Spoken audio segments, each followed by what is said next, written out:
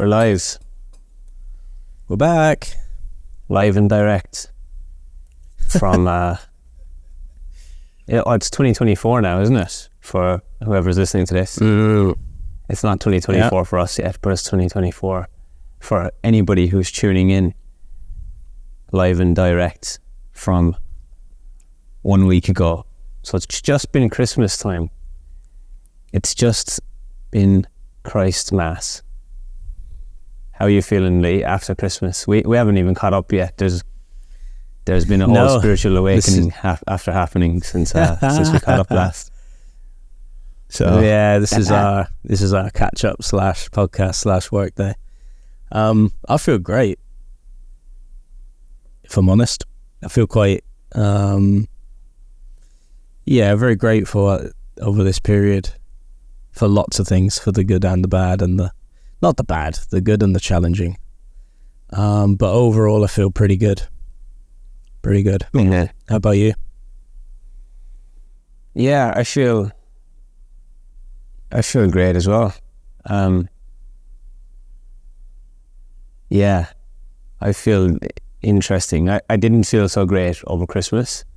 I got sick, which is funny because I kind of asked for it. Like there was a couple of days before Christmas. I was speaking to, I don't know who it was, but I was just kind of talking about how good my immunity is and I never get sick and all of this stuff. And then I came down with a random illness, which Hannah didn't get. And what you just told me is that you also got sick in and around this period. And Jess didn't get sick. So, I mean... It was very strange. Yeah. What is it? I don't know. It was very strange. Mine only, probably lasted 3 days or so. Didn't seem as bad as yours, but very similar symptoms, right? Sniffly, coldy, flu-y. But the weird one with me is my energy didn't drop much. I didn't feel like I needed a midday nap or anything. Usually if I get sick, I'm like flaking by midday. But I didn't this time. I managed to keep working, which was even more weird. I was like, what the hell is going on? I couldn't really work it out. It definitely wasn't hay fever because no one else was getting hay fever. The hay wasn't up, or the pollen count wasn't up, and it's been like raining here and grey and crap and cooler. So yeah, weird one. All I could really pin it on was I around someone that was sick at the time, or was it something else? Yeah. Yeah.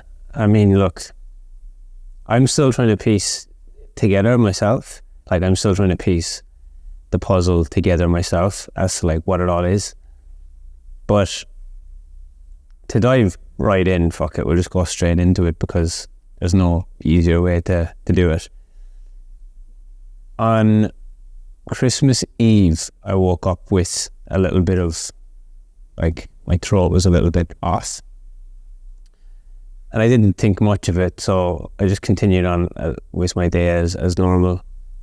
Went to the gym, did some sauna, did some ice baths. Probably shouldn't have really done that too much, but it's the typical thing, right, of me just overexerting or like doing the extra 10% or way beyond. And there's some other stuff. There's another whole podcast that we can do on that because I've had a lot of downloads in the last week or couple of weeks. But Christmas this year has been really interesting because we're obviously over in Bali.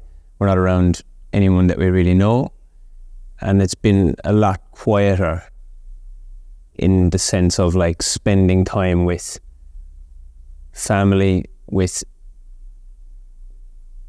the temptation of going out to party and buying into that whole societal culture.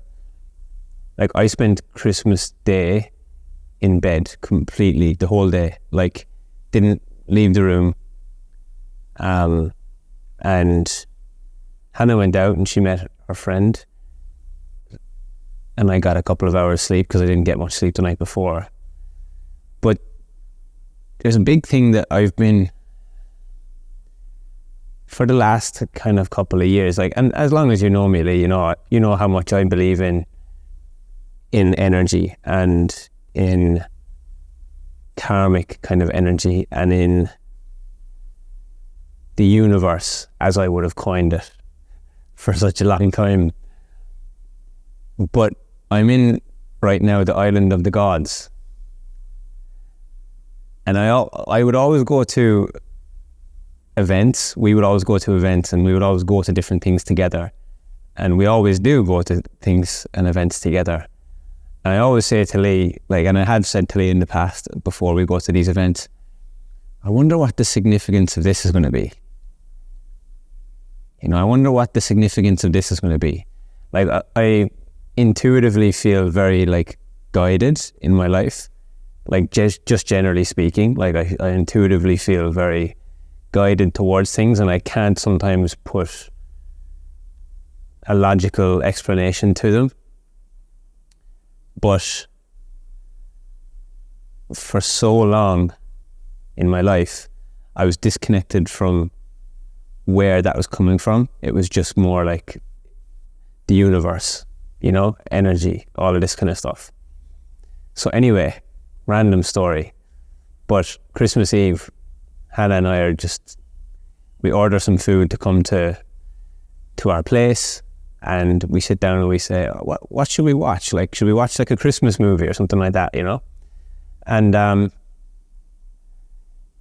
I was like, look, I don't want to watch like Love Actually or one of those kind of bullshit fucking rom-coms or anything that I'm not going to like actually be into or enjoy, because I'm already feeling a little bit under the weather. Like, that's just going to put me over the edge right now. There has been times in the past in my life where I'll watch a movie while I'm sick. I remember once as a kid I watched The Longest Yard when I was really sick, and I rented it, so that when you used to go and rent movies and you'd take them home and like you have it for like 5 days, and it was like the only thing I had, so like I kept watching it on repeat. And every time I hear that song from The Longest Yard now, it still gets me. So I didn't want to watch any movie because I was like, that could just put me over the edge and really make me not feel good. So a conversation started about, well, what's Christmas really all about? Like, it's about Christ, it's about Jesus, it's his birthday. That's the whole celebration of Christmas. So we started looking up things to watch, and we came across this documentary. I'm calling it a documentary, not like a series, but it was about, basically it was the stories in the Bible. It was like all the parables, all of the stuff that's in the Bible, and it was called The Chosen. It's on Netflix. So only the first series is on Netflix, but it's basically the story of Jesus. Like the first episode is him revealing himself for the first time to the world, or to anyone in the world, as the kind of Son of God, I guess you could say. And look, to give a bit of context, I know I'm going on here now, sorry Lee, but to give a bit of context, that's what we're here for. Yeah, to give a bit of context, like, I grew up as a Catholic in Ireland, so Catholic background.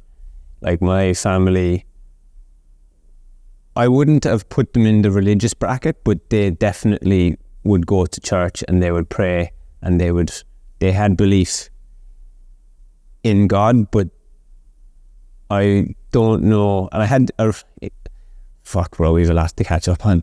I had a massive conversation with my mother about this, like, after watching this series, and I was asking her about like my grandparents and when they were praying, because they used to pray a lot, but when they were praying, were they really doing it from a place of true belief, or were they doing it because it was kind of keeping up with the Joneses? So I never, like, honestly, it made me really think about a lot of things, because I was like, I never, and I know this sounds a bit strange, especially because it came from like a Netflix series, but the stories that I saw in that, I never have been told or been shown those stories before. Like, think about it when you're a kid, right? Like, I'm sure you would have went to church as well from time to time as a kid, but when you go to church as a child, you don't understand what the priest is saying. Like, they're speaking kind of in riddles in a way. Like, it's kind of like, and even in the documentary, as I'm calling it, it's kind of the story as to like how he chose all the disciples. So each episode is kind of like about how he chose the disciples. And I never understood what they were saying. And even in school, in religion, never told us anything really of substance that would make me like want to kind of believe or follow a certain path. So yeah, I just had this wild thing, and I was like, this is so significant, like, because it's happening on this particular day, and we just binged it. Me and Hannah were like, couldn't get enough of this series, and I don't really watch a lot of TV, but I was just like, we need to find out what happens next, or we need to find out what happens next. And to me now, at 30 years old, it makes so much sense. Like, all of the stories that are told and how he picked the disciples, it makes so much sense when it speaks to like universal love and unity, because the way he chose the disciples, it wasn't like he was cherry picking the ones that like were in societal's eyes the best or the greatest people. He was actually going to the other side of it completely. And even the whole story with the Romans, like, and how Caesar was ruling, and like the Romans were in Israel and they were kind of running the show, and like, that is the modern day version. If you take all of the lessons from then and you bring it into the modern day, it almost makes like more sense now as an adult who has, you know, had his fair share of spiritual experiences. It makes a lot more sense now. When I watch it now, I'm like, whoa, that's really fucking interesting. And it's just kept coming up, you know, like even in the last couple of months, you know, my spiritual connection has been deepening. And I've even started to use the word God now rather than the universe, because I was disconnected from it for a long time, because I thought that religion, the only way I saw religion up to now was it being divisive and it starting wars and all of that kind of stuff. So yeah, I'd love to know your thoughts on it, because I know we've had conversations in the past about, I know I've been going on for about 10 minutes, but I know we've had conversations in the past, even like it got me reflecting on the conversation we had with Naz about God. And yeah, I'd love to know where you're at with it, because I know you've had a lot of spiritual signs in this year as well, and things have kept coming up and presenting themselves to you in a very spiritual sense, and that also makes a lot of sense. So I'd love to know where your thoughts are with all of what I just said. Yeah. Well, that was huge. Thanks for sharing. That was actually awesome. Before we do though, what was how did you connect that to the sickness? What happened there? You're leaving me on a cliff here. Okay, I think the sickness, so if we look at some massive like moments in our lives so far, you know, like even we've had another experience in the past where I kind of met myself almost for the first time, and then I had like a purge. It was like an initiation. It was like a shedding of ego, or it was a shedding of darkness of some sort, and I got sick. And that it's kind of the only way I can explain it, because I would say that my immunity is very strong. I've been around people and I haven't And look, this might be giving a little bit too much information away, but I was also very congested in terms of like I hadn't done a number 2 for like 2 or 3 days, and it was like my body was like storing all of the food to prepare me for like some sort of illness. It was bizarre, honestly. I think how I'm connecting it to the illness now is that I was presented with this illness and opportunity to be bedbound so that I could have these downloads.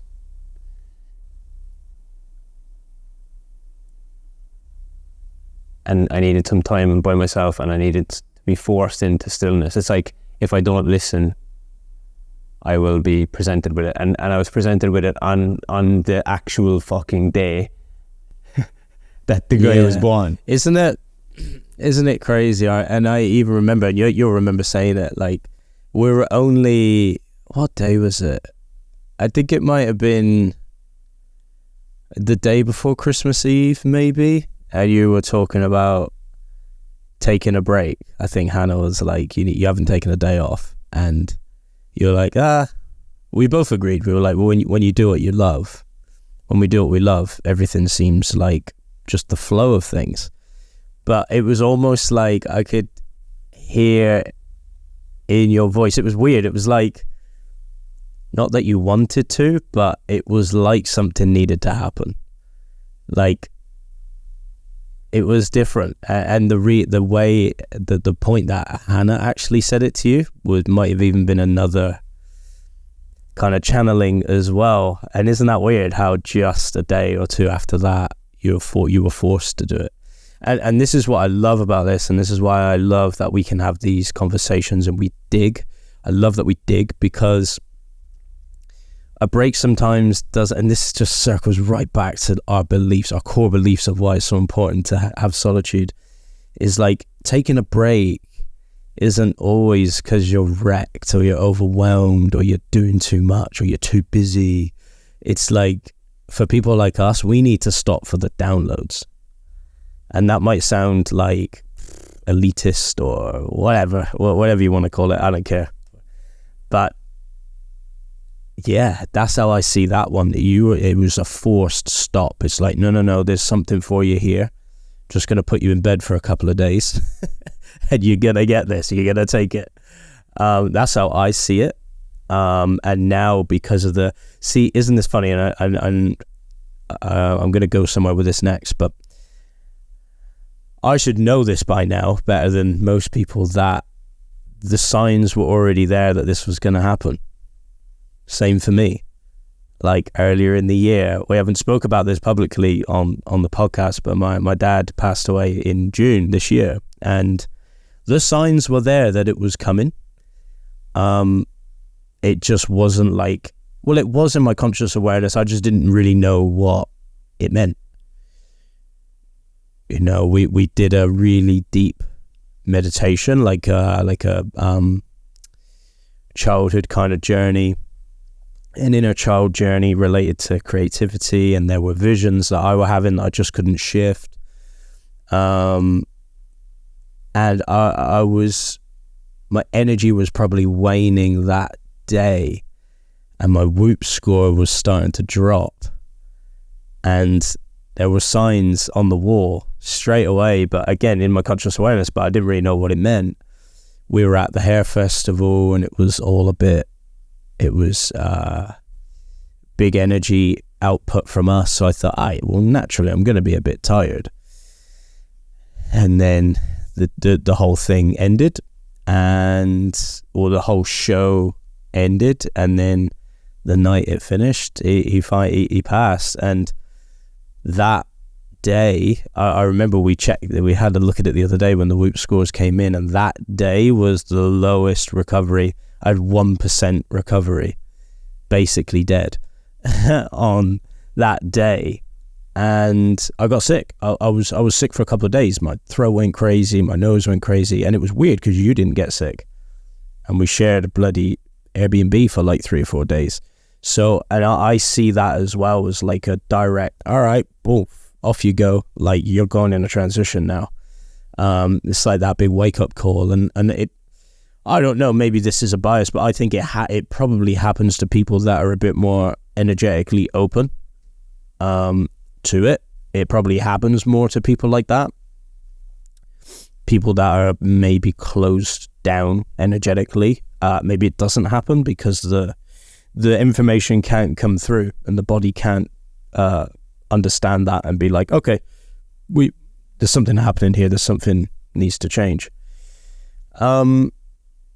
So yeah, I think I 100% really feel like that was what was happening. You've almost gone for a bit of a transition, and I learned about this like quite a few years ago. Ben Greenfield spoke about it on a podcast one time. He said sometimes when he goes for like healings, or even like he said he's got this massage therapist that comes to him like every now and then. He was like, she's like a healer, like real awesome healer, do like energy healing while she's massaging him. And he said one time, he said we were just sitting around having dinner, and it was like 2 hours before I was about to have this massage. And he said, I just all of a sudden got sick. It was like I could not stop throwing up. And it was like, he was like, the food was fine, like everything was fine. No one else got sick. He was like, it was just me. And he was like, he interpreted it as the body knew something was going to go. And it was the body saying, no, like, let's distract you, pull you away, or it was getting ready for the transition, which I thought was incredible. So I've always carried that with me as well. I always look into the sickness. When is it? Why is it happening? Yeah, I 100% believe that was what was going on for you. Which is crazy. Because the weird one is, it's happened, well, that's the third time between us that it's happened. Maybe it's happened more, we just haven't been keeping check. But like, the first time when you had the purge, I didn't get sick, and you were like in pain, throwing up, like all of the things, curled up in bloody fetal position in bed. And I was like, I was just waiting for it to happen to me. I was like, oh, that doesn't look good. And then, yeah, me getting sick and you didn't. And then this one now, you know, you getting sick and Hannah didn't. I really believe that's what's happening. It's a bit of an energetic reshuffle for the body, you know, and then it'd be interesting to go deeper with actual healers to really know case by case what's happening. I either think it's the body forcing you to slow and stop to get the information, or it's making way for the new energetic pathways. Like it's just like, right, here's a sickness, we're clearing out, we're going in a new direction. Either way, it's bloody powerful. It's very, very powerful. And I'd imagine in you know, in our scenarios, like it's probably an accumulation of things. You know, I really feel like we're in a pivotal moment of our lives and our careers as well right now, and our business. And that requires a new understanding of life and God. I love the God conversation as well. We could, that's a whole podcast in itself, that one. Yeah, well, that's where I thought today's was going to go. I was like, okay, I need to tell Leigh that I've got this connection with God now, because I don't feel like I ever had that. But at a certain point, it's like, when, like, how many more signs do I need to like believe in something bigger? And it goes beyond religions, because like I was saying, the religion piece is where the divisiveness came from me, and because of the divisiveness, I stayed away from that conversation, and I was just said, look, I don't really believe in God, but bro, there's actually so much to this. It's fucking weird. So even I met one of my clients over here last week. I remember I told you about that. And he has a big cross on his chest, like it's like his only tattoo. And he always used to speak to me about God. And I don't know why I felt called to like meet him, other than the fact that like I like him and we have good conversations. But he was here in Bali. I met him and we were having a conversation, and he was just saying something about like we were just talking about life and what was going on at the moment, and he was saying something about, oh bro, I know you don't believe in God, but, and then I like stopped him before he could finish the sentence, and I was like, no, I do. So it's all been kind of like seeds planted. And I was like, no, I do. And in my journaling over the last couple of months, I have been, in my gratitude piece, the first thing I start with most days is I'm grateful for God. And it even feels weird for me saying it, because like a past version of me I would have felt uncomfortable saying the words based on the fact that I was looking at it as something else. And what this show taught me was that Jesus actually, when he came to earth, he didn't care about the place. Like, I know we spoke about this in the last podcast, right? Like about the place where somebody does their thing. His thing was an inclusivity for all. Like, you know, they went to Sychar on a journey, and they went to the Samaritans. And the Jews and the Samaritans are historical enemies. And the disciples couldn't understand why Jesus would want to go and spend his time with these people. But he wasn't he didn't care about the church. And this is the thing, right? Like, at a certain point it became monetized. Isn't it funny how Rome is where the Vatican is, yet it was the Romans that were causing all of the turmoil for the people in Israel during the time of Jesus. It's just crazy. So again, it's like a modern, if you look at the modern day, it's like, who are the Romans now? Like, and you know, there's a lot of correlations between it, but there was just seeds being planted with me for a long time. And it came to a point the other day where I was just like, that's the missing link. That's been the missing link. And I haven't even spoke to you about this yet, but before all this happened, I said to Hannah,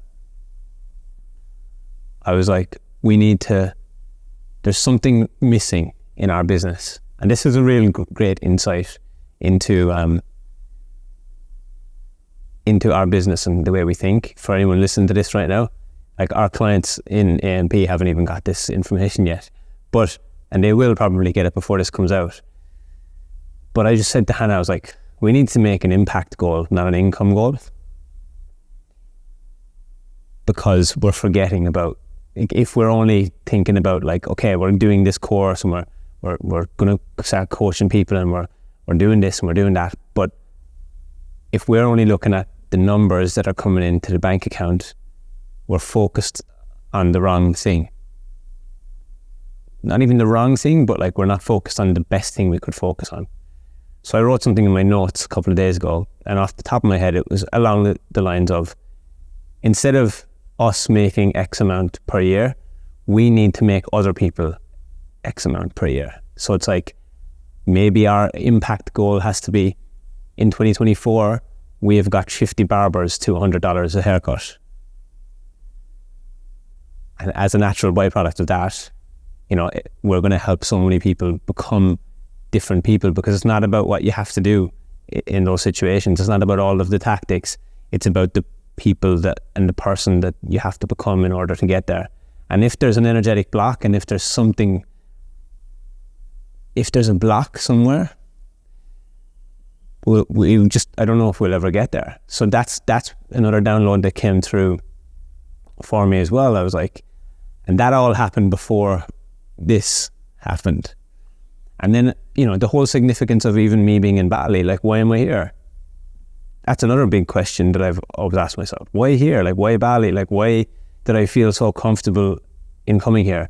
Why, since being here, am I so comfortable? Like, there's not a day here so far that I've thought, I don't want to be here. I'm wearing a t-shirt right now. It's called Chop Barber. Can you read that, Leigh? Yeah. Yep. Chop Barber. It's great. Born in the island of the gods. And I put it on this morning, and I just thought, interesting. And I've got another story for you about those barbers as well, like, for anyone who wants to hear it. Maybe we'll get to that later in the podcast, but I don't want to go too far off topic. But I got a lot of perspective last week when I went and got a haircut from these guys, and they told me about how much money they make and this and that, and I offered to give them free training, and I'm actually meeting a guy today to talk about it. And then when I went and watched this program, I was like, oh wow, that's what would happen from a place of God, you know, that's what would happen. Yeah. Everyone is equal. And I think, it's such a large conversation. It could go in so many different ways. Yeah. So, you know, like my kind of understanding of God, you know, I've been studying through the Czech Institute for quite a long time through Paul Chek's work. And, you know, I got my certificate this year, HLC1, which was amazing. But the thing that drew me, you know, I had this chat with Josh Stewart, who we've had on our previous podcast. Fantastic man. And the reason a lot of people will get, and I had this over Christmas as well, different people bringing up the holistic word and all this blah blah jargon, whatever. A lot of people will see the external, the holistic, the this or that, all the buzzwords, all the things that are in vogue. But what really converted me onto Czech's work, because Paul Chek was like a Gary Vee for me. I didn't like him when I first come across him. I was like, I don't like this guy. He's been in my sphere for a long time. I didn't like him early on. I was like, God, what is up with this guy? But what really changed me and converted me to his work was his opinion of God, his explanation and his understanding of God. Now, this is a man that studied every religious text he can find in the world, all of them. He's read the Quran, he's read the Bible, he's read all the Buddhist stuff, read it all, even the old shit, even the Egyptian stuff, like all of it, the sun gods, all of it. And he just put out a clip the other day saying one of his biggest inspirations in his whole life has been Ra. And Ra is the sun god, who's the ancient Egyptian sun god, or they would worship Ra, which is so cool. And I spoke to Josh Stewart about this. We had a real moment on what God was, and it settles, for me, it settles me into the idea of getting me out of the religion thing. You know, in my own personal opinion, and I had this chat with one of our other friends, Bifdu, as well, who loves his kind of religious studies. I said, I think everybody's searching for the same thing. We all really want the same thing: peace and love. We're all just going about it in different ways. So to me, that I just don't think the religion thing is, to me, is all the same. It's like we're all going for the same thing. We all want peace and love. But where Paul takes it to a new level is understanding what is God actually. And I love where you go with the energy in the universe. It's the same. When I hear you say that, it's the same. God, energy, universe, creator. I see that as all the same thing. So I think you have believed in God for longer than you think, just not in the context that you have right now. You just had to get out of the religion hoops that it was throwing a bias on it. And I was there once as well. I remember speaking to my parents about this when we were young. We were all given Bibles by my great gran, but we were never christened or baptized. I don't know if my family are Christian or Catholic, I can't remember, but we were never christened or baptized. And I asked my dad, I said, so why have we got Bibles and we're not christened or baptized? And he goes, well, that's up to you. He's like, I ain't going to push that on you. That's up to you. You do that. So and that set me off on like, oh, okay, well, does this religion thing matter or does it not? And then we go to school and we start to learn religious studies and all that stuff. So I was always in a world of like, well, it doesn't matter. It's all like, you know, culty and it starts wars and everybody's arguing about it. But I think that's for people that almost take it a bit too literally. They take the story a little bit too literally, and they don't really understand who or what their God is. And there's an interesting one with God, because God is like singular, right? So, and there's everything else under God. That if we're going to do that, creator, energy, whatever it is, that's singular. So Paul actually explains God in a way of like, it's the grand sum of zero. So God is the grand sum of zero. So if we take a zero, quite literally, it's everything, constant loop, everything and nothing all at once. It's everything here, everything under the sun is God, but it's also unexplainable. So it's nothing. We can't pinpoint what it actually is. And he's like, that's the closest I've got to explaining God. It's everything and nothing all at once. And it's the grand sum of zero. And I love that. And this is why I love duality as well. Like this God conversation, it is the baseline of most of my beliefs about life. And I just don't really talk about it because it's a hard conversation to have with a lot of people.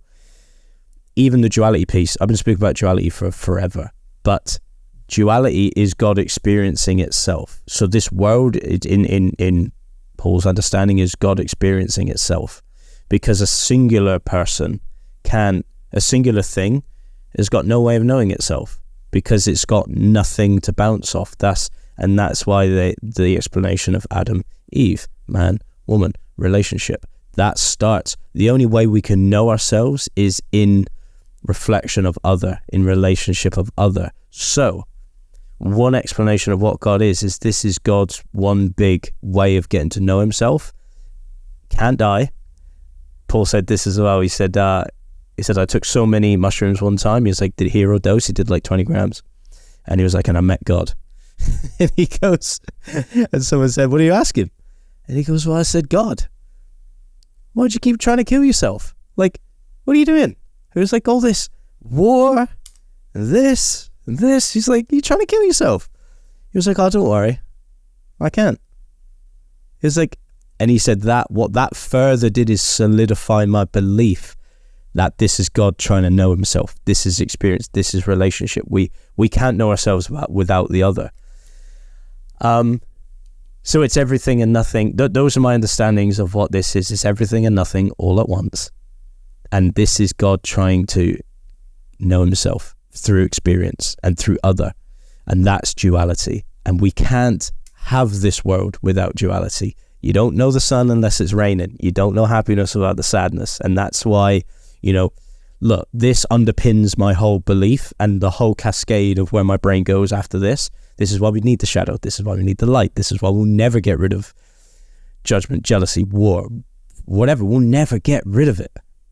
And this is why I love Peter Crone's work, because intertwined in what he believes is this thing of like, the world is only the way it is all of the time. He's like, the world is the way it is only all of the time. So for us to get annoyed and angry and, I wish it was different, it was like all you're left with is your anger. And this is where I think come back to the loop to the start of why, you found yourself in a place of not believing in God because of religion. Same as me, I didn't understand it. Is because people are getting frustrated with certain things that happen, thinking it's quite literal. The story is quite literal when it's really not. It's a way of saying this is God experiencing himself. These are the things to look out for. These are the things that could happen. Jesus went here. Well, why would he go here? Because there's duality everywhere. And he understands that there is that. And he has a moment to help people be of service and bring the light to those things. And, back to our, we, like you're saying, we had the chat with Naz, and we've had different chats with different people about God. And, it's hard to do because, I've even heard the line before of like, I only look for like godlike qualities in people. Okay. I think people's understanding of godlike qualities are misunderstood, because if God is everything and nothing all at once, and this world is him getting to know himself through experience and other, well, guess what?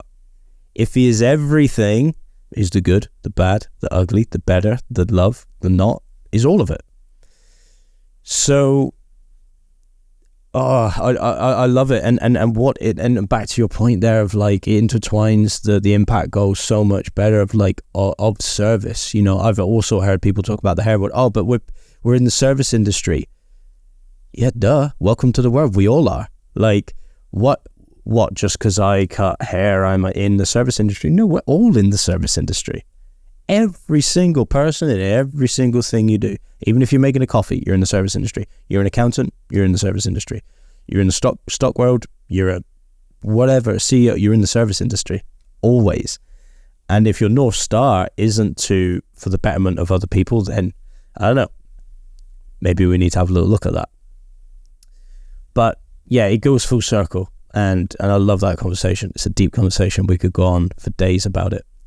But I think having that initial understanding of like what your God is, who it is and what it is, just clears up the whole thing. Because then you go, of course. Yeah. It's so good. Yeah. Oh, it's beautiful. You know, there's so many ways I could go from here. But I think one thing that I had a big realization with during watching this this show was, first and foremost, it just took me watching it. It was seeing it in a different context that gave me a lot more understanding of like you were saying, the sum of zero, like everything that was happening, rather than just looking at it from a singular standpoint of Catholic, Christian, Jewish. Like, if you really watch this show, you realize that none of that actually matters. And that's not what Jesus really speaks about. And Jesus is only, he's the Son of God, but he was put on this earth. You know, you could look at it from that standpoint, but he was put on this earth by God to hold a mirror up to people so that universal love could exist. He was a coach. And I said to Hannah at one point, I was like, Jesus is a coach. God is a coach. The darkness only exists, in my opinion, to guide us towards the light, but it exists for a very important purpose. It only exists to guide us towards the light. So me getting sick was the darkness, but it existed for me to be guided towards the light. So how am I choosing to see it in that moment? So anyone listening to this Yeah, go on. Yeah. I was going to say, anyone listening to this who's heard us speak about level 5 leadership, stage 5 leadership, this is it. What do I always say in stage 5 leadership? It's the Buddha, it's the Jesus, it's the Gandhi, it's the person. Why? Jesus is one of the best representations of a stage 5 leader. Why? Because he was himself all of the time, regardless of where he was, who he was with. He was always himself. And look, this is why we can't take the story too literally. The point of Jesus getting nailed to the cross, people go, oh, it's terrible. Oh, those assholes. Oh, these people. Oh, okay. But what's the message? Tread lightly, tread carefully. Being a stage 5 leader can sometimes come with some hate, and it can come with all of these things and misunderstandings. And the extreme end is that. That's how I read that story. I see that story and go, wow, okay, yep. If I'm going to be a stage 5 leader, embody my beliefs all the time, I know, because there is a biblical text that is thousands of years old that says the same thing, I know that there could be some misunderstanding and some hate that comes with that, because people hate what they don't understand. It's just a simple psychological model. People hate what they don't understand. And, like, to your point of the mirror, people will skew what they make it mean about themselves. The story that they start to tell themselves will be skewed. And I'm sure there were people and that saw Jesus as the devil as well at that same time. And what is it? Everything and nothing all at once. Why? Because God is all of it. And that is God getting to know himself. It's impossible to kill him. Can't kill God. It's impossible. So this is it. This is what we have. And something I'll leave there before you go on to your next bit. It's like Peter Crone says such a beautiful thing on a podcast. He said, here we are. There's a story. I don't know if it's a biblical story or if it might be where two guys both died, right? I think it's a metaphor for this story. 2 people died and they both go to the gates of heaven. And one guy goes, yeah, all right, cool. I'm going in. See ya. He's like, you coming? The other guy, he looks in, he's like, I don't know if I want to go there. It's like, it looks a bit boring. It's like, maybe I'll just go to hell. And he's like, why would you go to hell? He was like, well, everyone's bad in there. And he was like, maybe I've got a chance to make a difference in there. Maybe I can go to hell and make and make a difference. Because it's just in there's nothing going on. And so I love that metaphor, because it was like the internal world of that. Peter Crone used that story and then said, we can look at that in our life. Here we are trying to change the external world, right? We're trying to change the external world to make it like heaven. He was like, I don't think there's any amount of change in the external world that's going to make a damn difference. He was like, it's the internal world. We have to change the internal world and create that the heaven, because we're creating a hell on the outside. And as long as hell exists, there's always room for people like us to make a difference. And maybe, and where he went with that, he was like, maybe it will never change. Maybe that's not what we're here to do. Maybe we're not here to change the external world. We're here to change the internal world. And that's the only way we'll transcend what on earth is going on here. So here we are thinking, I hate these people that do the war. Hate the environment because this is happening. Hate the this, hate the that. Well, guys, I just read it. It's in the in the book. I've just started reading it. No Bad Parts. The first page, it says, what he's realized is all of this stuff is not going to change with external forces. It's only going to change with internal forces. If we create the heaven on the inside, we'll see it on the outside. But until then, we're just shuffling the pawns around the board at the moment, trying. And exactly, maybe that's not what this realm and this density, this external material density is for. Maybe it's making room for people like us and people that, follow a stronger faith and take the lessons and want to share, to slowly help people to create the heaven on their internal world, and it will spread to the external world.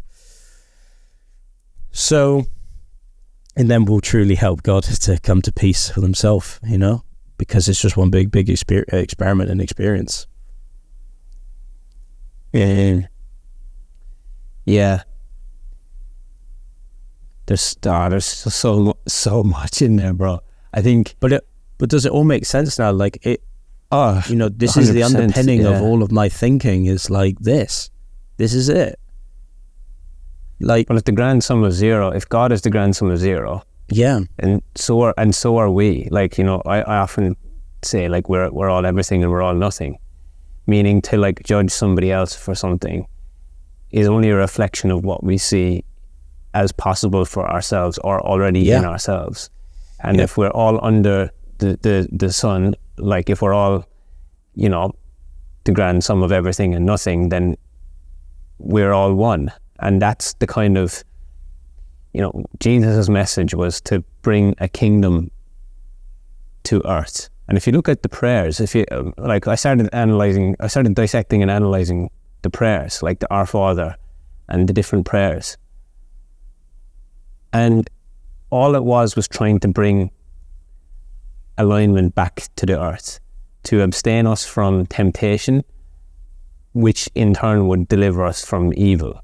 Because to give in to temptation or to do things from a perspective of one rather than all is actually doing things that are evil, and we're going to get continually reflected the darkness until we veer towards the light. And that's how I started looking at it. I was like, oh wow, this is actually making a lot of sense. Like all of the beliefs that I've ever had around like manifestation, energy, the universe, it actually all makes sense in this light. Now, why did this happen at this point in time in my life? Maybe it's because I'm going into the coaching realm, and now we have a voice and we're starting to actually speak our truth, and we're saying things that we haven't said before.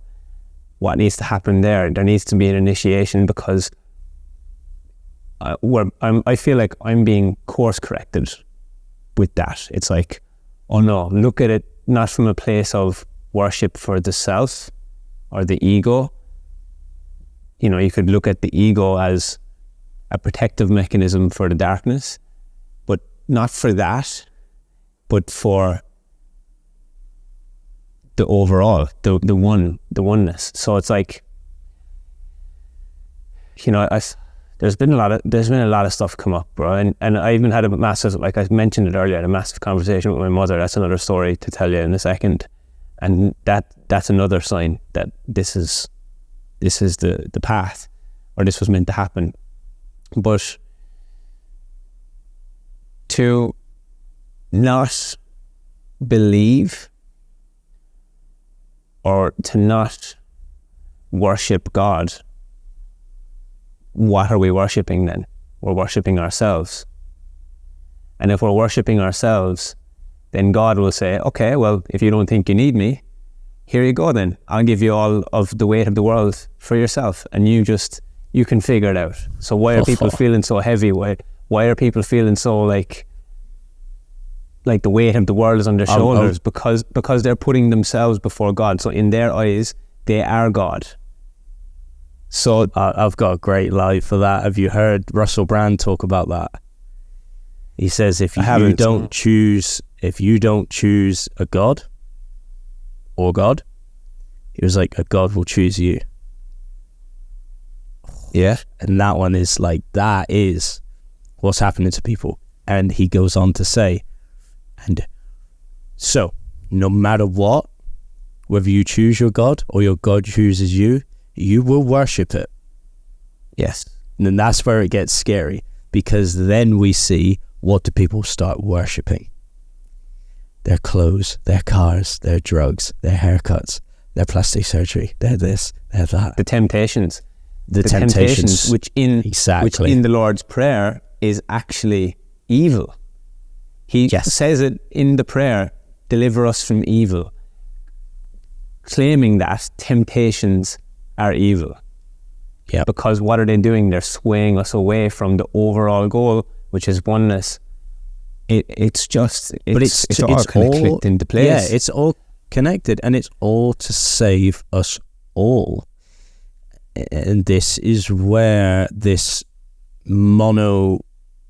like singular-minded mono me is there, and that's why it's again back to my point. There is no one. The only one is God. The only singular is Creator. Yeah, because it's the only one. Who are we to think that we are that one? Exactly. Now, for example, right? Like, and there's one of our clients last night put a thing into our group chat, and it was a video of a guy saying, in 2024, you got to put yourself first and this and that. And I didn't agree with it.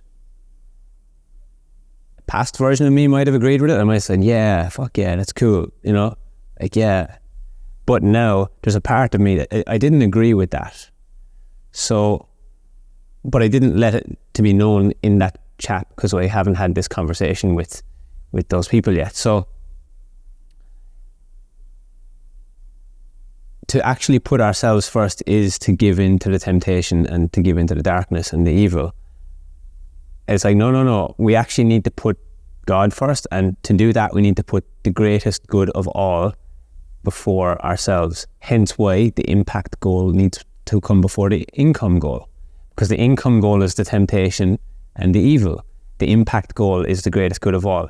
Hannah and I went to a lady called Gabby Bernstein earlier this year, and she was talking about manifestation.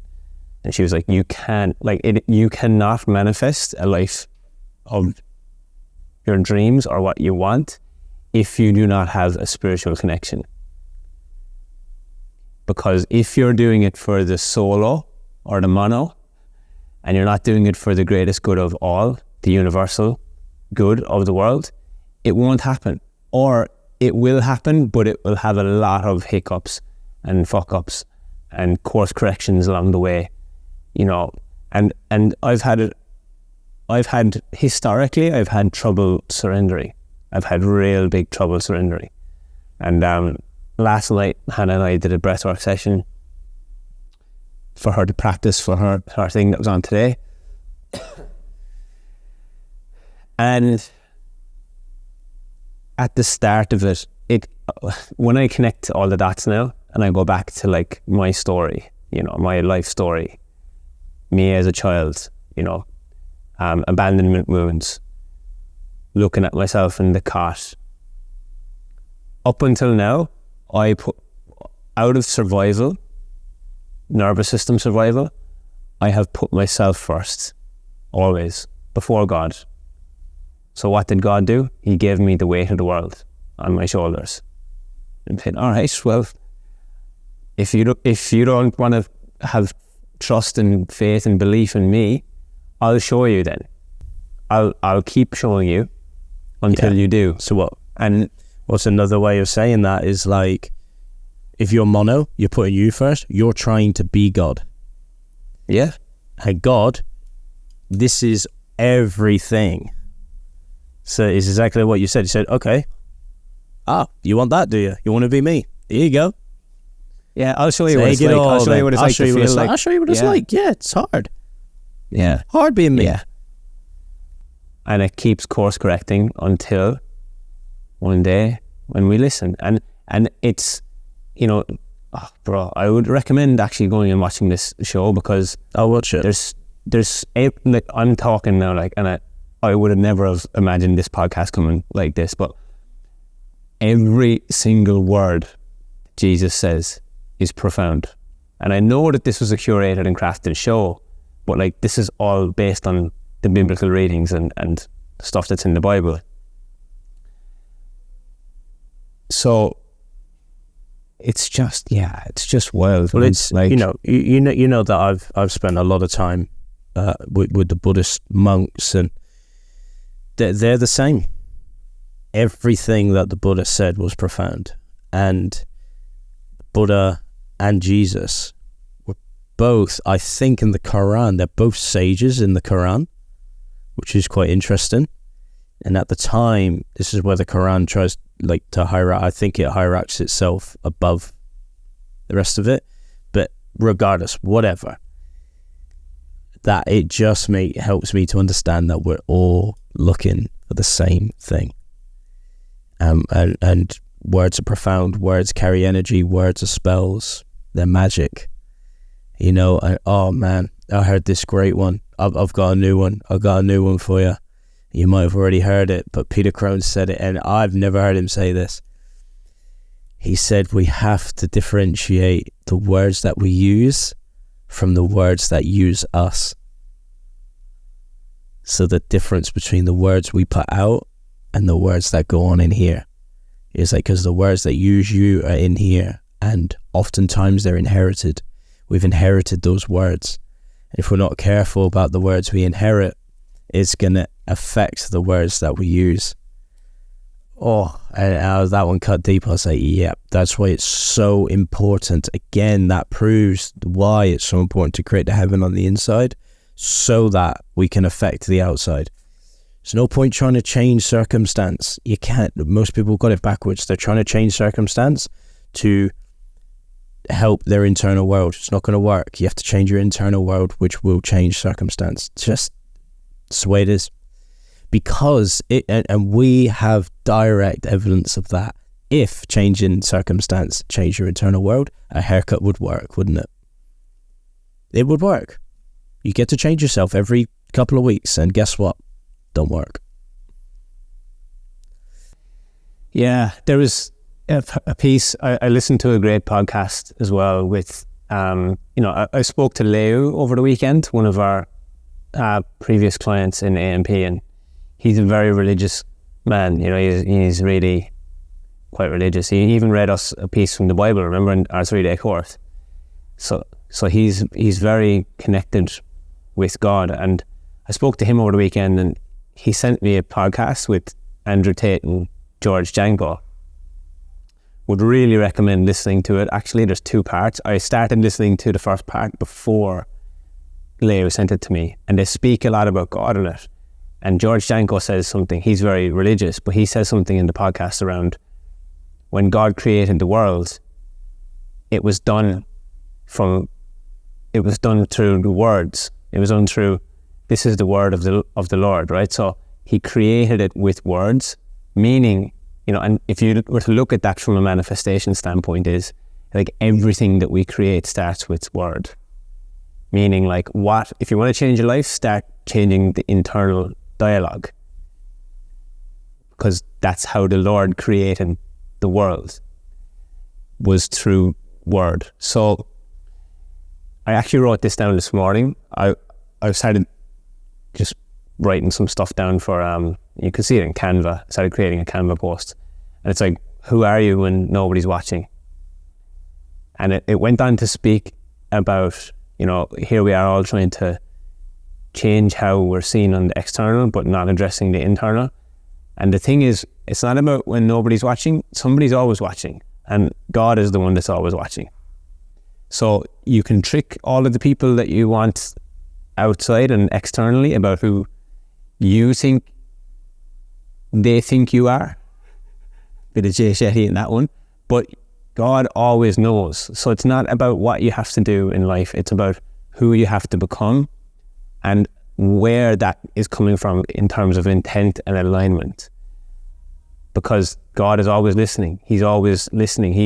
He responds in correlation with what our internal beliefs really truly are.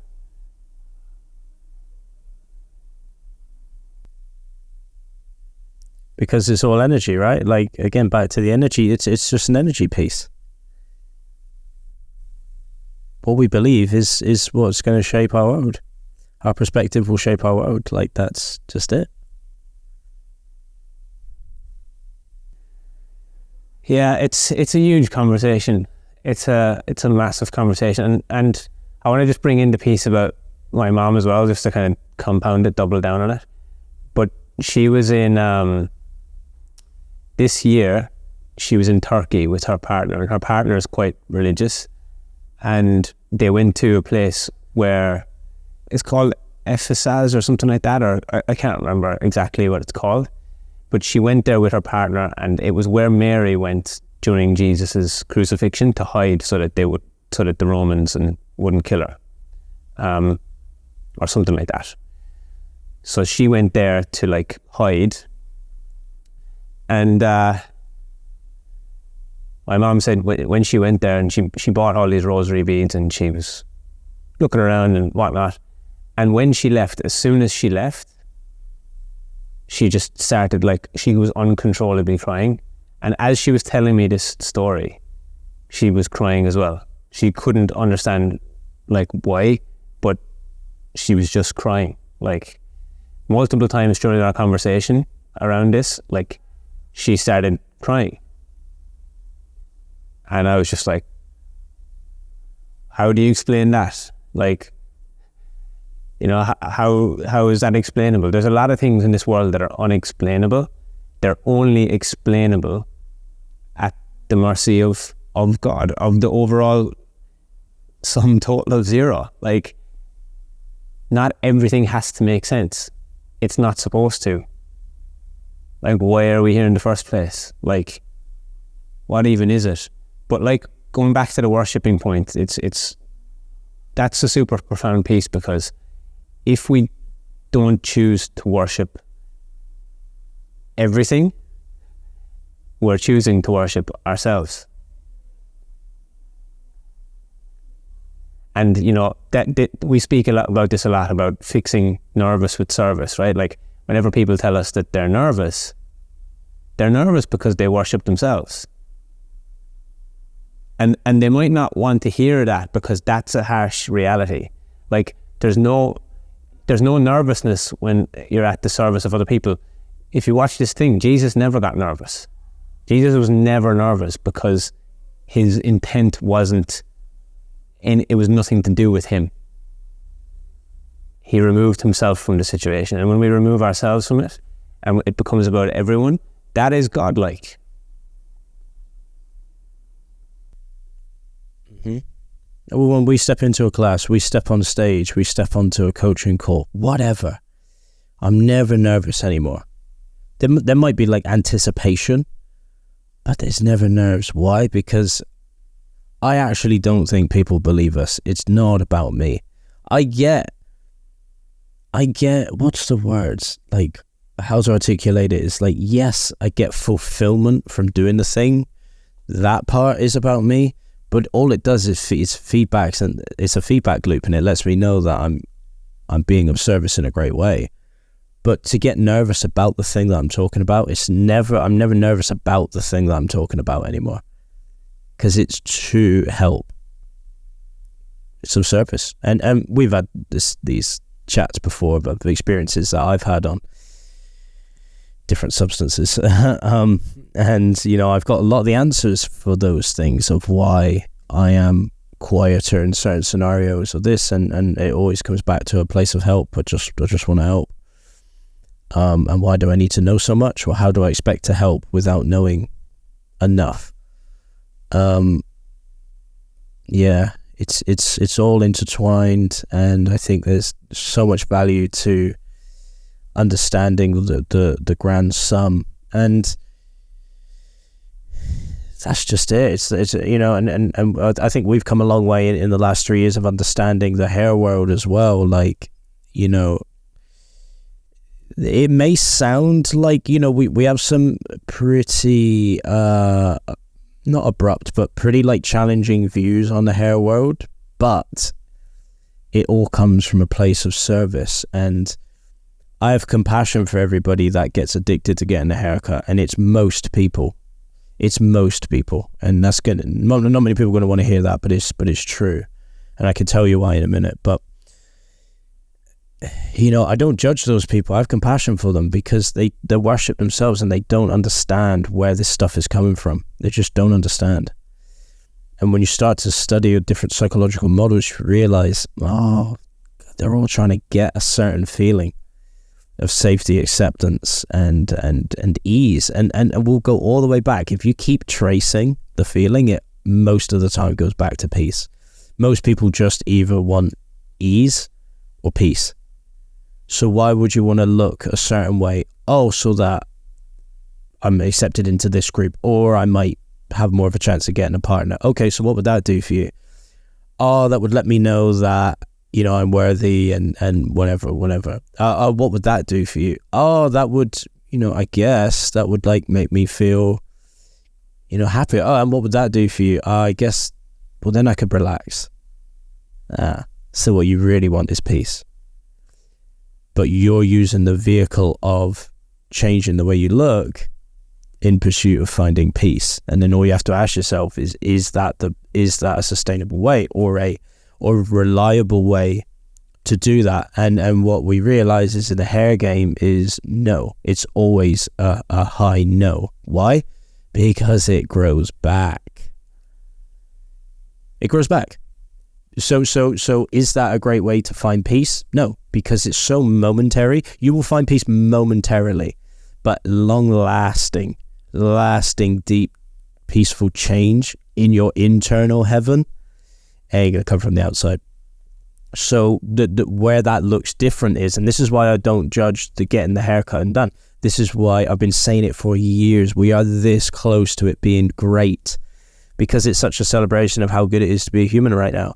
Like, why is it such a celebration? Well, if it came from a place of celebration, I'm totally fine with the way I am. This doesn't mean anything about me. I'm not going to be better, more peaceful, more worthy, any of it. All I get to do is celebrate what I want to create right now on my head. Cool. But I can tell you now, I have never had that conversation with anybody, ever.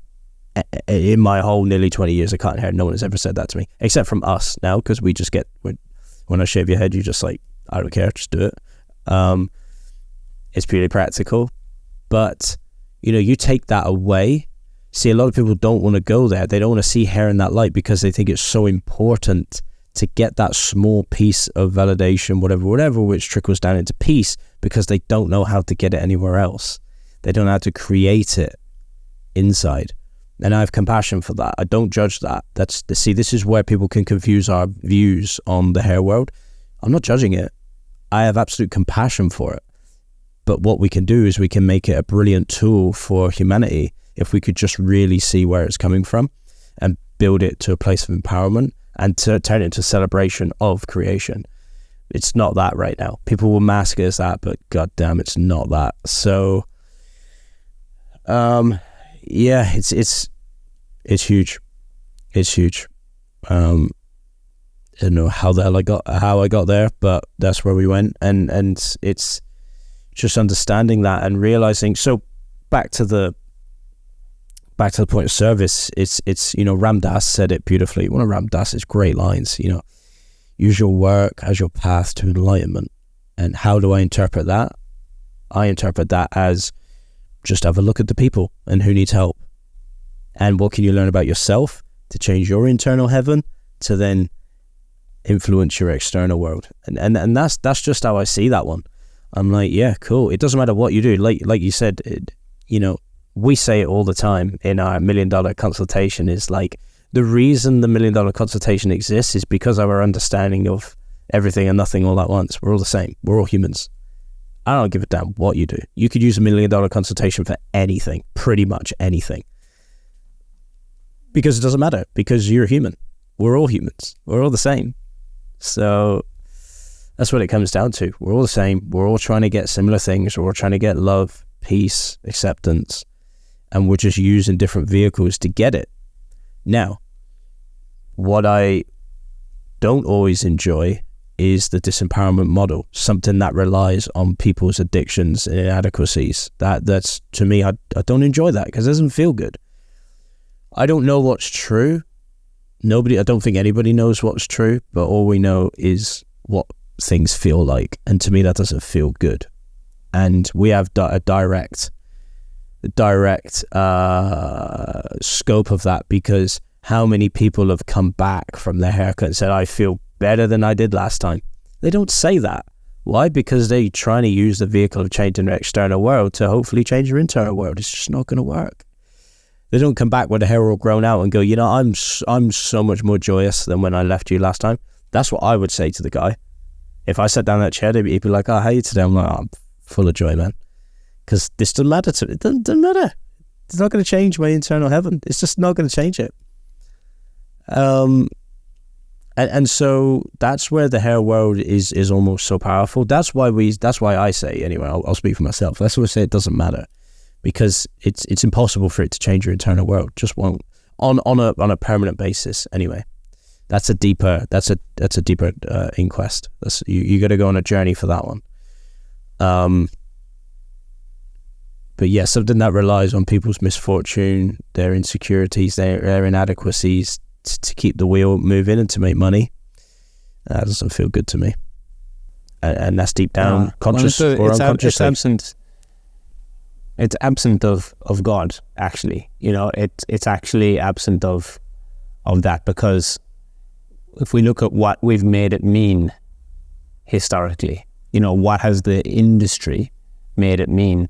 And if you're to look at the industry, the people who are trying to turn this thing into a money-making thing, and I'm not talking about the individuals who own shops, I'm talking about the overall where this has trended historically, is to make for money, decades, like putting chemicals on we're people's talking about heads. decades too. Yeah, so what have people made it mean? And that's the thing, like most hairdressers and barbers unconsciously don't know that they're doing this, and it's not their fault. But they do it through the lens of one, meaning of mono, actually. They do it through the lens of mono. So is it truly service if it's done like to impress the client, or like to do it for the self? Is it truly service? No. Like right now, for example, we don't give a shit about our haircuts. If they're good, bad, indifferent. It's not about us actually at all. It's about, did the people in the class get the lesson? Did the people in the class understand what's going on? Did we pass on the knowledge? And are they going to be able to live a better life because of that? Yes. Yeah. It's not about us making sure that we're okay. It's like the whole fixing the nervous with service piece. It's like when people are nervous, it becomes about themselves, which is worship of self, which is absent of God. So it's not going to end up in a positive outcome. for anybody involved, actually. And as that has trended historically, I actually look at the hair industry right now as an industry that has more darkness than it has light. And that's 100%. And we need to guide it back towards the place where it has light, where people can actually look at other people as one, as the collective, rather than just looking after the self. And it's just, I'm. Yeah, I always say, like, you know, it will take whatever meaning you give it. So anything that isn't essential for survival, like anything that God didn't create, He didn't create hair cutting. He created hair that keeps growing. So why does it keep growing? That's the question. Was it given to us to keep growing so we could keep cutting it? Because that could be one argument. So if it grows back, we can keep cutting it. Yeah, argument. But it also grows and stops eventually. So I put that in the column of like non-essential for survival. So anything in non-essential survival, it will take whatever meaning you give it. We've just chosen to give it a certain meaning. And in a world of people trying to change circumstance to hopefully change their internal world, and we've got it. This is just my opinion. I'm not trying to tell you how to live your life, but I think people have got it backwards. You know, they're not trying to change their internal heaven to influence their circumstances. They're trying to do it the other way around. They're trying to change the circumstances to influence their internal heaven, and it ain't gonna work. Because if it would have worked, the last 100 years would have changed everything. We would have had the best, most happiest 100 years of history, and I'm not sure that's happened. Because we've had more abundance, more things, more change, more of everything. There's never been more stuff than right now available to us, and we ain't that happy. The average person just ain't that happy. If you watch this show, you know, you can see slowly the trend starts going with all of the disciples. They come in they're a certain way as a disciple, and then they start to change in terms of their appearance. They're no longer worried or caring so much about their appearance, and you know, you can see it, like the people judged Jesus really hard at the start for being from Nazareth, which was like a looked down upon place, for his appearance and his looks and his kind of keptness, in a sense. People looked down upon him for that, which was the reason why he looked that way, was to be able to bring these lessons forward. So you know, what we're actually doing, like, this is such a big statement, but what we're actually doing when the intent isn't pure with what we're doing through hair, we're actually worshipping the darkness. And it's not a healthy thing. No, it's not healthy. We always talk about like net positive, right? It's not net positive. It might be positive in the micro, but it's not positive in the macro. And something to add to your point there before we dig into that a bit deeper is, like, I've just joined the dots and I've been waiting to use this. I was going to turn it into a piece of content, but this is fine just here because it's got so much context. Christmas Day, and this is weird that this happened on Christmas Day.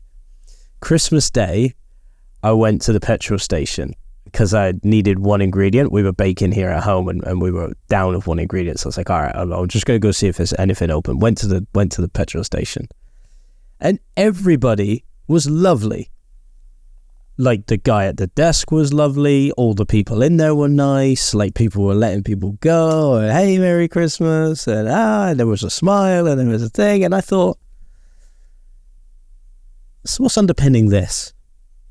I knew it was Christmas, but Christmas comes every year, you know? I was like, so that gives it even more significance. I was like, nobody here is wanting anything. Nobody's out here to get. They've just had a really busy period. Everybody knew this day was coming, and Christmas Day, it's all hands off deck. It's like, we're just going to be today. We're all going to just hang out with family.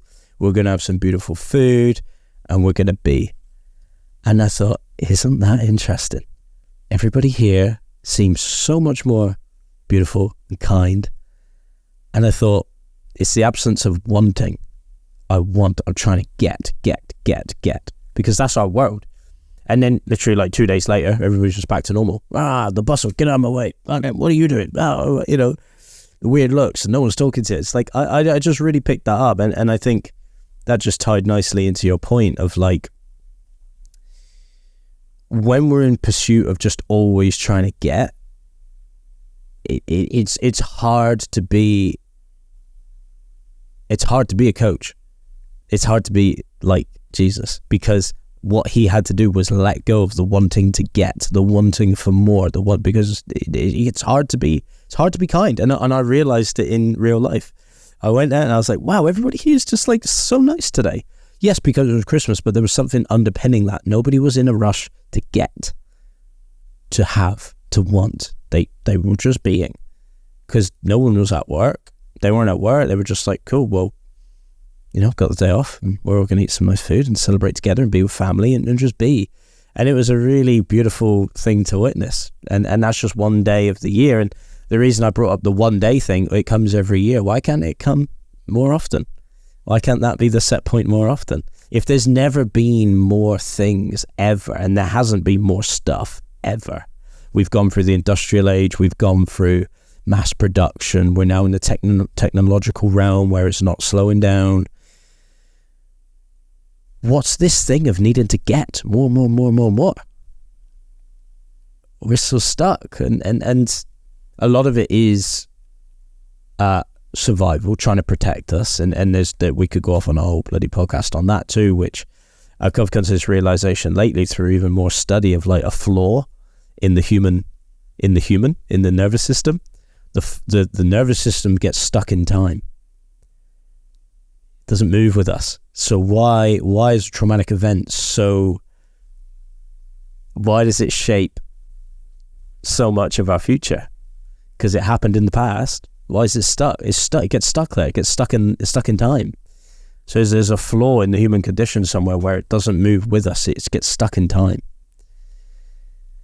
And that's what I feel like happens to a lot of people. Their conditioning patterns get stuck in time, and they're just stuck in this like survival and protection mode. And because if you follow again a lot of these things back, like we did with the haircut thing, I get a haircut. What does that do for you? It gives me this. So what does that do for you? It's just trying to protect you from a time where it thinks we need peace. So I need to protect you from this, from this, from this. But it gets stuck in time, and it's a really weird one. So there is explanations for all of it.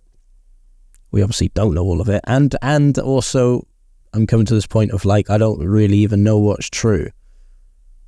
I don't know if anybody does know what's true, but all I know is what feels good to me. And across the board, most people prefer joy. Most people prefer love and peace. Not the opposite. Well, a lot of it comes down to conditioning. I feel like, we were conditioned even back as far as the times of Jesus, where, he came into the world when it was at turmoil, like, in order to provide lessons for people based on the fact that, the Romans were taking over. There was a lot of divisiveness. Where did all of this come from? It came from greed and power and people wanting money. So even like, and it's just, if we look back as far as those times, there was a lot of, even all of the disciples that he took on with him were people of different backgrounds, different walks of life, in order to reflect lessons to the future generations. So he was trying to create a ripple effect that was going against the grain of what was created by the Romans in order to control people and have power, and which is essentially the opposite of godlike qualities, which is light. So the light and the dark duality. And it was there obviously to separate things out. So now looking at your point of Christmas and everyone just releasing that for a day, that is the true essence of where the world needs to really be, or where God wants the world to be. But the conditioning and the patterns of what we've been guided towards by the world or whatever is the opposite. And we have been conditioned, and we've been told through the pursuit of money that is the right thing to worry about. And this is the thing, like all of the disciples, and like when they all left what they were doing to follow Jesus, there was no real certainty in it. The only certainty was that Jesus just had certainty himself about what was going to happen. He didn't worry. He didn't worry because it wasn't up to him. And this is the thing, when we're chasing the money, and when we're chasing the things, and when we're chasing the Matrix style stuff in society, what are we doing? We're worshipping the dark. So it's the surest way to want to get, you know the way you speak about the getting, to speak to that, like the surest way to not get what you want is to worship the getting. And it's wild because what is all of that? All of it is external. Even the money is external. We're trying to change circumstance to hopefully change our internal world. It's just not going to work. It ain't working. And so people say, people will ask, and I've often gone into this contemplation. I'm like, so what's the point then? So will anything ever change? No, externally it won't. The world is always in constant flux. Always. God can't know itself without the other. It's impossible. It's a grand sum of zero. It's everything and nothing all at once. God can't know itself without the other. So in the material, there is always going to be flux. But how can we mitigate and offset a lot of that? And how can we start to adjust it? By changing our internal world. Peter Crone says it. The world is only the way it is. No, the world is the way it is, only all the time. Like the world is the way it is, all the time. Like, so the quicker we can accept that the world is the way it is all the time, the quicker we start to work on our own internal response to that. And I think that's where the power comes. And that's what we're missing, because everybody's chasing something on the outside. They're chasing circumstance. And I'm just going to read this real quick from the start of this book. It was like a little something that someone wrote about it, a guy called Gus Speth. I'm assuming he's a scientist. He said, I used to think the top environmental problems were biodiversity loss, ecosystem collapse, and climate change. I thought that was 30 years of good science could address these problems. I was wrong. The top environmental problems are selfishness, greed, and apathy. And to deal with those, we need a cultural and spiritual transformation. And we scientists don't know how to do that. There you go. It's what it is. We're just chasing the external. We're thinking we can change circumstance to change. It's not going to work. Yeah. I think it's what we make meaning of. I think up to now in my life, I've made a lot of meaning of making things mean something about me is me not worshipping God. Because as soon as I start to make things mean something about me, I'm forgetting that I'm not actually in charge here. Like, it's not up to me what happens. So like that in itself, actually, it hasn't fully integrated yet, because it takes 30 years of conditioning, takes a little bit of time to undo itself. So there is moments where I still do make things mean something about me based on survival mechanisms. But the sooner that can be released, like, I think it's what we make meaning of when it comes to the self.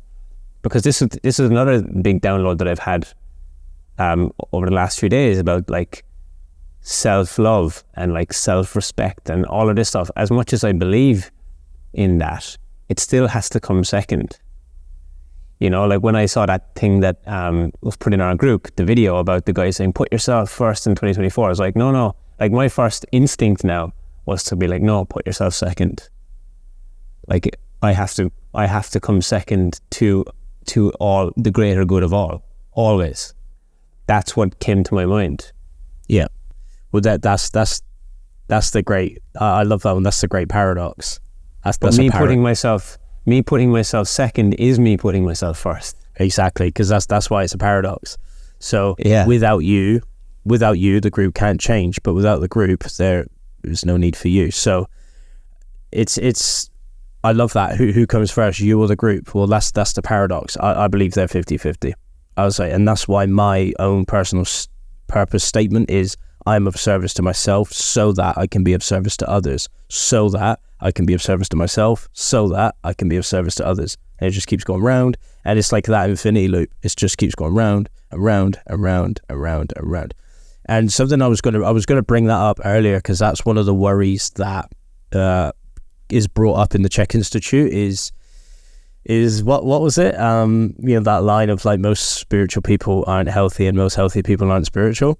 It's because they go into the extremes of the other side, and that's where that's kind of where yoga was brought in from, and some of these different movements and postures that they do was actually strengthen the monks, because they were spending so much time in contemplation and meditation that they were just wasting away. And we see this in the Western world. Western world is heavily Christian, right? It's heavily, God and Jesus focused in the Western world, and we don't have a healthy world. And oftentimes it's because of that they can take it to the extreme and go, well, I'm going to outsource it all to the outside, forgetting that you've got a vessel to look out for, to navigate and to do this thing.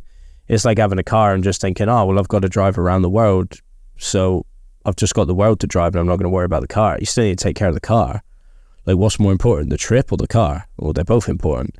So it's I think they coexist with each other, because the reason is because that's what the paradox is, because it's almost too, you can't really put yourself second or the group first, or the group second, or you first, because you are part of the group. That's the thing. It's not mono. There is no mono. We are all part of the group. It's like we're all part of the bigger picture. And I think part of helping our internal world is to then influence our external world is for health. And really getting to, and there's a whole other part of like understanding preferences and what you would love to see, and talking back into manifestation.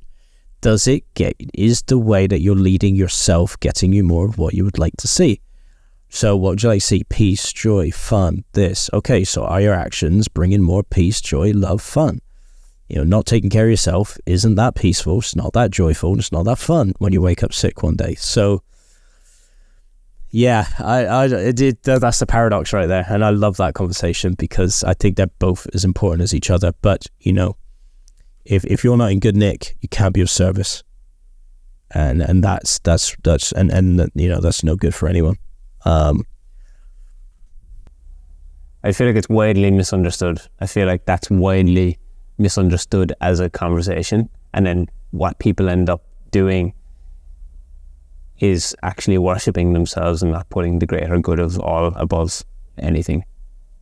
And it is a condition, and it's a horrible human condition to have. And this isn't a judgment. This is purely from a place of compassion or observation, let's say. But for the person who really is dealing with self-esteem issues, and they change their external self, their hair color, their whatever, myriad things. But then what happens when you do get that? What then? So what then? Is it all for you, or is it because you want to help someone and you can't do it without blue hair, or what is it? I don't know what it is. And the other question is, what happens to the wanting of the blue hair? You've got it now. Do you still want it? What happens to the wanting? Is the wanting still there? That's why this system is so flawed, because it's like it doesn't really help anyone, really, in the way that we do it.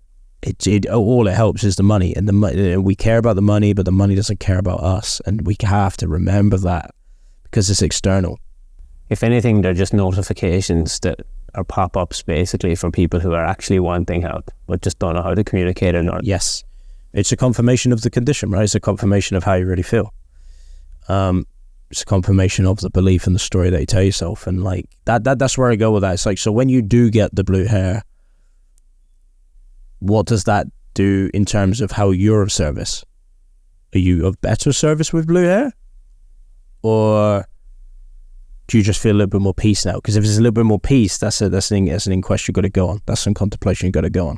And what happens to the wanting? Is the wanting still there? Because that's also another thing you've got to pay attention to. So if the service doesn't get better, if your service to the world doesn't get better with your blue hair and the wanting doesn't go away, damn, we've got some work to do. Well, it's all the temptations that are, and I guess that's like where we are now with our hair. It's like I don't need the my temptations hair that to are be pulling any way people to away serve. from source. Like, it's fine.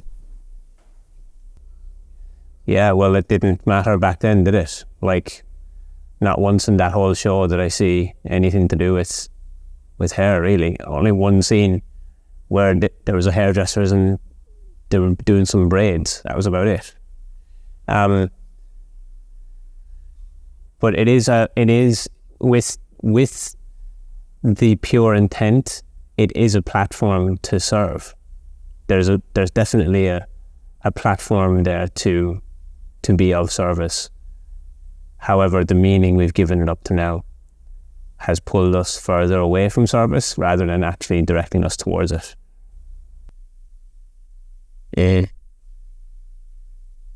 Yeah. Now I feel like, that it's just, we need to define all of the words. We need to define the words of service. We're in the service industry, okay? But we need to define that word. I'm not going to take your interpretation of the word if it doesn't land and it doesn't feel right. To me, being of service is for the whole. For net positive, for empowerment, and over service we do the haircut. Yeah, but that's the getting, right? That's the getting of the material, which isn't a celebration of creation. Hopefully I'm gonna protect myself and use this as the vehicle to get more of what I think, or I'm unconscious of what I want, which is either peace, love, acceptance, or protection, or one of those, or ease, or rest. Oh, yeah. Thanks, God. So that's been my Christmas. Christmas. That's cool. I feel like I didn't get. This was funny, right? So this year I didn't get any Christmas presents. Not one Christmas present. I didn't feel the need for it. I didn't feel the want for it. But I got the greatest gift of all, really, which was this new awareness. And now I can actually go forward in the world and go forward in life, not making anything mean anything about me. It's actually lifted a massive weight off my shoulders. Even when it came to doing the breathwork with Hannah last night, like before we went into the release, I needed nothing. I was just like, I could have started crying. I've historically had, like I mentioned this earlier, I don't think I really finished the point, but I've had a real historic battle with surrender and expressing emotions. And last night I could have started crying without doing the breathwork at all, because I made some realizations that my whole life I've been carrying this and I don't have to carry it by myself anymore. That feeling is now gone, and it feels great. And now I can ask myself in every moment, in every decision, what would God do? What would love do? Another word for God is love. Like, what would love do in this situation? And then we define the word love, and I was having this debate the other day. What is love? And a lot of people. That's why I challenge the love languages sometimes. A lot of people say it's touch and affection and this and this. Well, is that love or lust language? Because love to me is unconditional, true unconditional love, and that's God. Why? It's everything and nothing all at once. God's unconditional. God doesn't judge himself. It's everything and nothing all at once. That's what love is. It's unconditional. It's full acceptance of what is, and full surrender, unconditional surrender, and so beautiful. And that's why I struggle when people put conditions on love. I really struggle with it.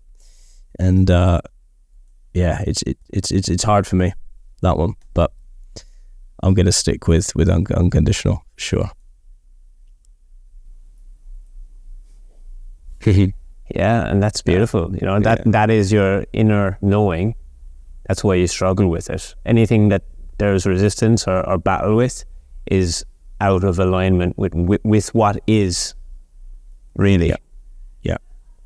It's like trying to forcibly do something that it's not like what naturally feels. Yeah. Right. Again, trying to change circumstance to change your inner world. You know, touch this. You know, this whatever.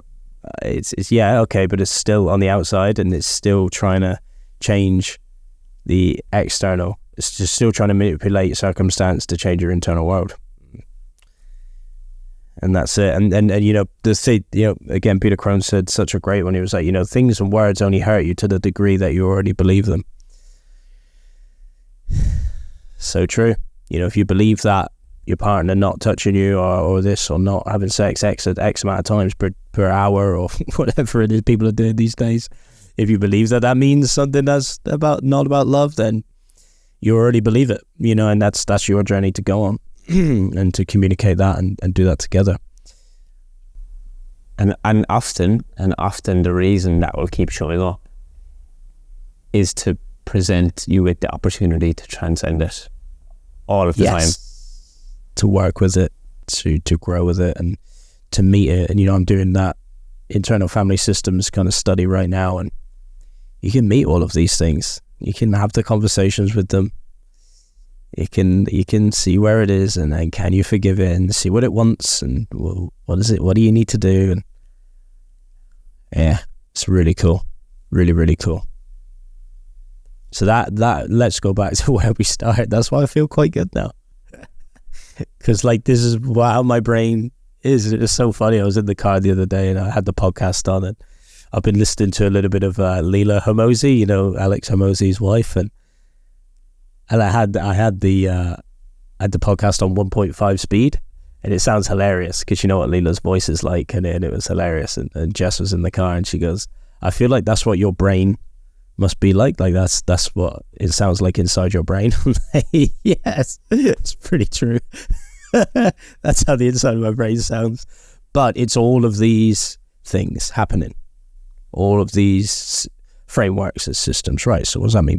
We join the dots and we get to the bottom of those things. And it's funny you bring up the emotions, because I had a moment on Christmas Eve where it's weird how these things have been happening when I've been going to the shops. So I went to the shops to pick up some bits and pieces, and I was watching this video of a guy, one of my favorite photographers actually. I had this video playing in the car, and I was just listening to it. It was so beautiful. He had this woman in the video, and she was like knitting or crocheting or whatever, and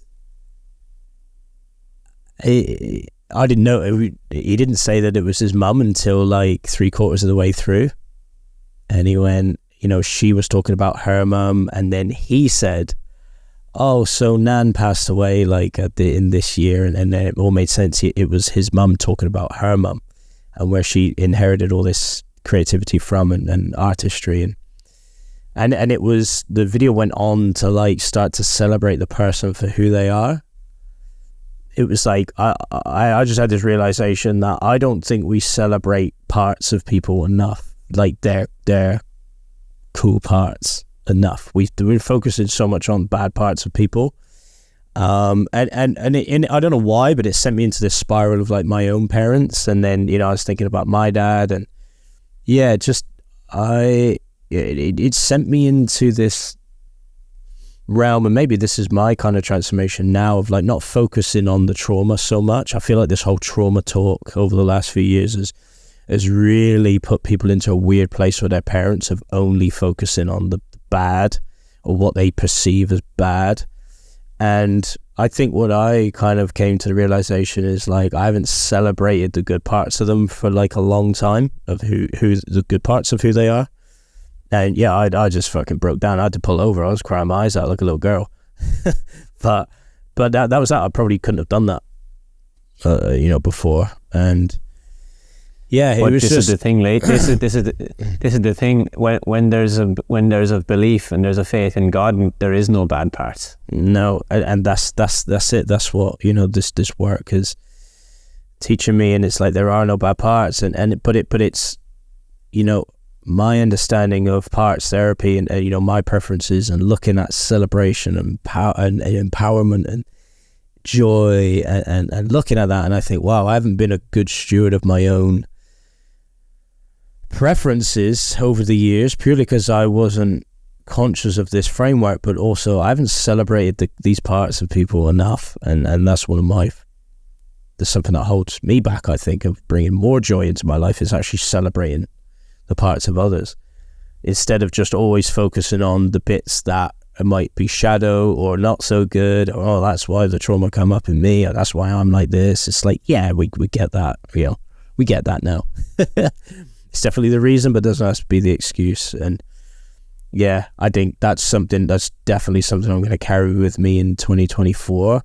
One of my intentions is to prioritize my relationships more, but also to celebrate the good parts of people more.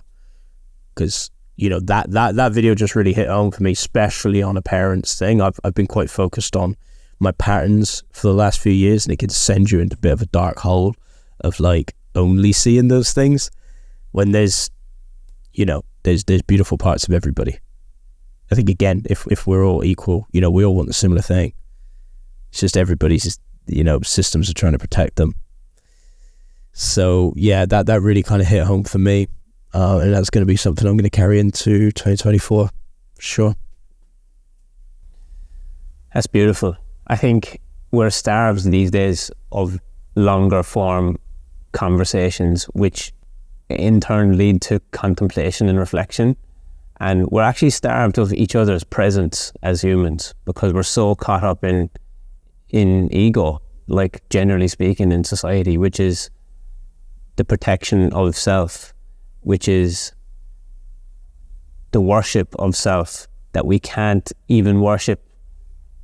If we can't worship God, we can't worship other people for their good parts either. So like there's just so much connected to it. It was like over the last week, or over when this kind of went down and happened, it was like all of the dots just connected. It was like the final piece of the puzzle that I needed to be like, okay, now it all actually makes sense. And there's an absence of suffering in that, actually. Because even when Jesus was quote unquote suffering, nailed to the cross, this and that, he didn't, like, he wanted all of that stuff to happen. He didn't care for it. He knew that it needed to happen so that the greater good of all could be absent of it in the future. He had a larger picture, a bigger plan. And it takes the brave people, it takes people to have these conversations, it takes us to follow in those footsteps in order for us to create a better world for ourselves and for other people. And I think like I feel that too. Like last night, I've fallen into victimhood over the last couple of years when it comes to trauma, when it comes to what happened in my life. But it's been, it's rarely spoken about in the realm of like healing and modern day healing. Like you go look at modern day spirituality and healing, it's a lot to do with, and they're measuring the success based on how many people can cry. But it's very much focused on like trauma, not necessarily the good things or gratitude. And it's focusing more on the dark than it is on the light. And it's like that again is actually, if we're to look at the light and the dark and to say God and the devil, it's worshipping the devil. It's leading people into temptation and evil. And that's why, and this, this is just an opinion. That's why I don't trust a lot of like quote unquote healers out there. A lot of these modern people doing all these ceremonies and this and that, and I just don't trust them. I don't trust they could get me out of deep water. I just don't. I know how deep my mind No, because goes. it's not done from a place of pure intent. No, and then they just don't know. Have they even unwound themselves yet? You know, all right, you might have an acute thing that you can help me with, but overall, I'm just not sure. So I just, maybe that's. But even that, have they unwound themselves? But have they even met God yet? And that is the thing. It's like, if you're doing these things without having met God, then there's a question mark, because where's it coming from? Is it coming from, again, the Roman conditioning? Is it just a means of making money? Yeah. Is it an income goal, or is it an impact goal? That's where. And I love that. That's where it comes back to. You know, that celebration of the light as well is just awesome. I think that was why it hit me. You know, I thought, wow, there's so much healing in that. There's so much healing in that.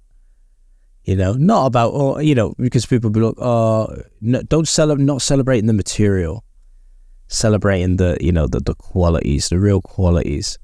And because really, the way I joined the dots on that one is, I think this is why it hit me with that video. So I was thinking about my dad, I was thinking about my mum, and I was like, damn, not that I didn't get a chance, wasn't conscious enough to celebrate those parts of him before he died. I was like, and I think I don't think anybody ever fucking did.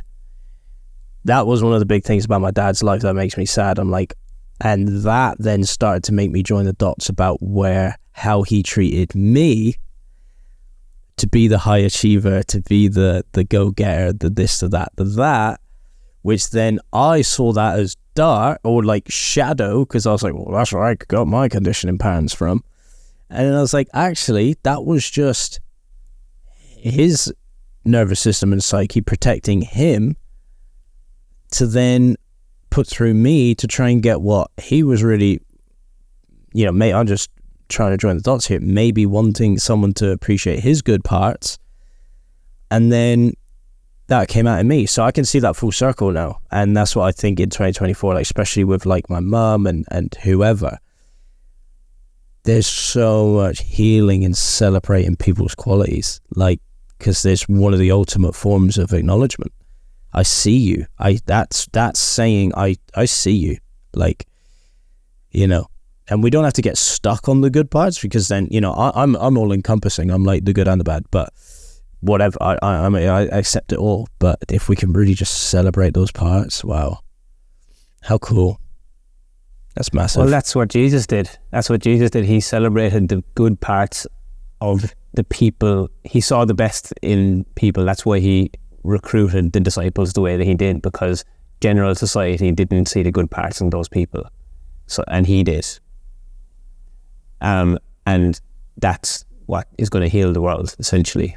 So yeah, and that explains the guiding light, right? You make that your North Star, and that's why we would have celebrated the good parts, because they were the qualities that we'd like to see some more.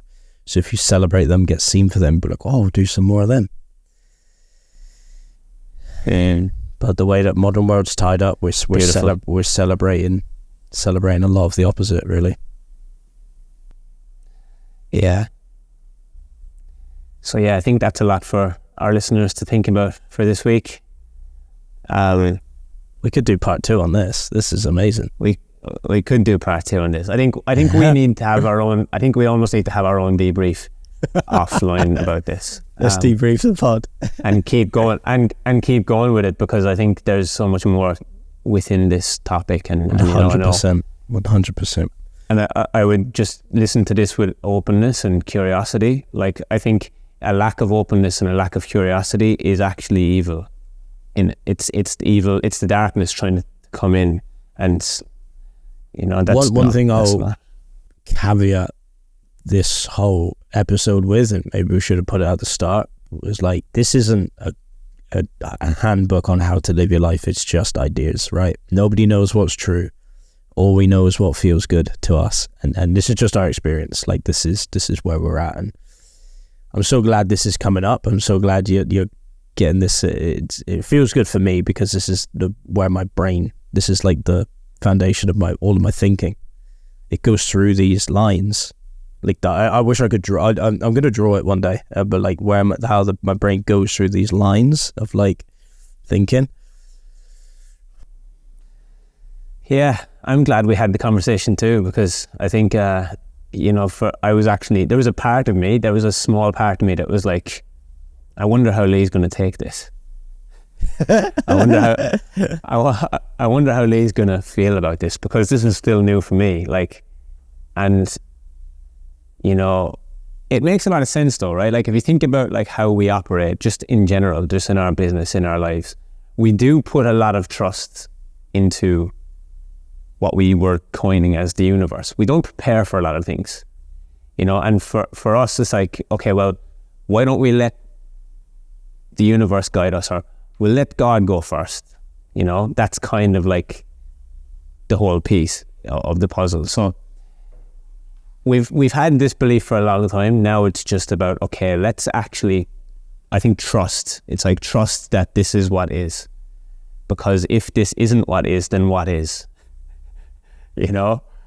What is it? If it's not this, then what the fuck is it? Like that's how I'm looking at it now, because I'm like, wow. And it just took seeing it from a different perspective, seeing it in a different context, having the initiation.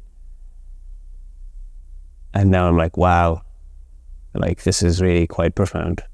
I feel like that's another one of the human's limitations, isn't it? Is realizing, that what is what is. We're not good at accepting that. Yeah. And that's one of our limitations. Mm-hmm. Love it. Yeah. Anyway, we'll wrap it up there, because I'm really needing to use the toilet right now. And well, we're almost at the 2 hour mark, so that's the longest one. I think that's a record for the Unlimited podcast. We've done a couple of these on the old one, long ones, but yeah, this is the longest one so far. But it could have kept going. But look, we'll continue it. Maybe we'll do part 2. We'll have a conversation off air about some more of this stuff. We'll let it sit, and then cool. We'll see what happens next week. We'll just see what happens. If you guys want us to talk more about this, I'm all for it. I am all for it. Cool. And it ties beautifully into our theme here of being unlimited. This helps the unlimited mind. Well, yeah, God is without limits. There is no limitations when it comes to him. So have a blessed week, everybody, and tune in next week for the next installment of Unlimited. Thank you, Leigh. No problem. Thanks. It was amazing. See ya.